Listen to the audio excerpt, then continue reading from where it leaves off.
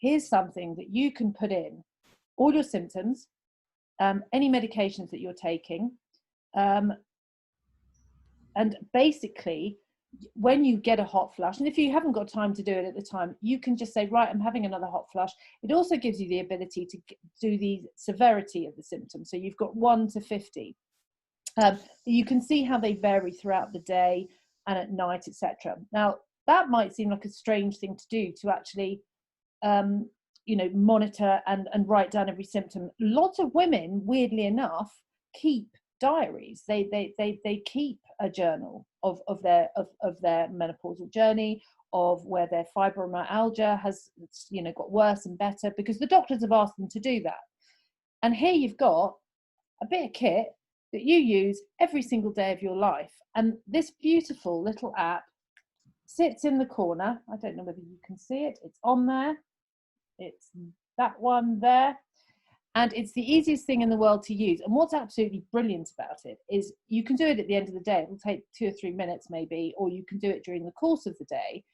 And and Mark had to slightly talk me through this, because I'm very blonde, very menopausal, and part of the brain has left the building, is there is this wonderful button that just says report, and up comes a graph that I know that if I were to present this graph of my, and it's for each individual symptom that you experience, if you were to present that to your GP, I can guarantee, okay, not in these days of COVID, they'd hug you.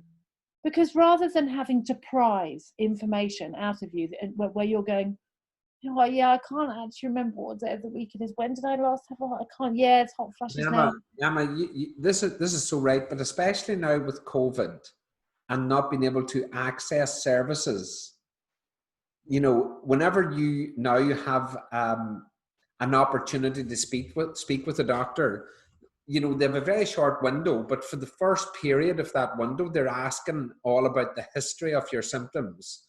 So they're having to ask you, right, well, how often has this happened? When did it happen? When did it start? So on and so forth. But you could utilize the time that you have with the doctor from a remote perspective to actually deal with what is needed to be done for you, which is specific to your presentation, because this can be sent to the doctor prior to the engagement. You can share. I mean, it's ingenious. It's ingenious.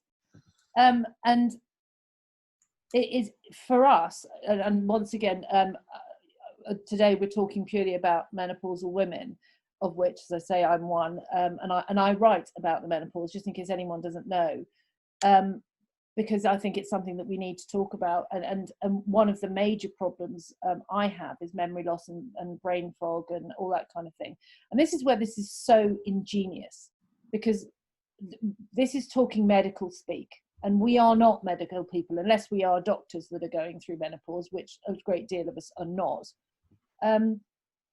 So this is a complete win-win situation, isn't it? There's absolutely no downside to this. I'm desperately looking for one. I've got to be honest, because I'm a miserable old cow. But Emma, I'm a menopausal woman. There's 2 big advantages here. The first advantage is the personal advantage. So whenever you go to your doctor, you're having discussions that are relevant for you because you've captured accurate information.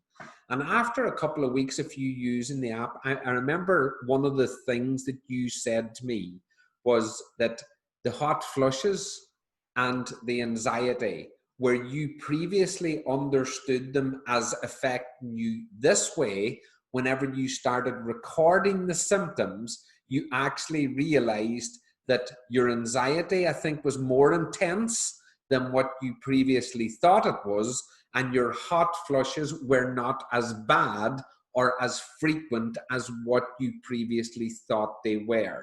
Absolutely. And also what I hadn't realized was how more frequent they were at night than they were during the day. Hadn't noticed that, but once I started recording them, it became very clear. So, and that intelligence, that information for you is going to be invaluable whenever you go back to your doctor and say, look, doctor, where I previously thought, well, actually, whenever I've recorded this, which you have told me to do, but I've now I've found a resource that allows me to do this so much easier.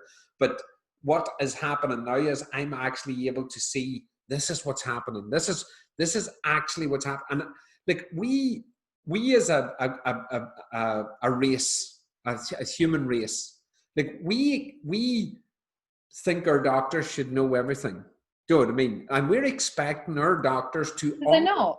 But we expect them to understand how best to treat us. Yeah. But we don't even understand how the condition is really affecting us. So if we're not recording how the condition is actually affecting us with a symptom presentation, how do we then communicate to our doctors accurately that this is actually what's happening with us? And then we wonder, oh, the doctor didn't get it right. Of course he didn't get it right. The reason why he didn't get it right is because you communicated to him what you thought was happening to you because you didn't record it.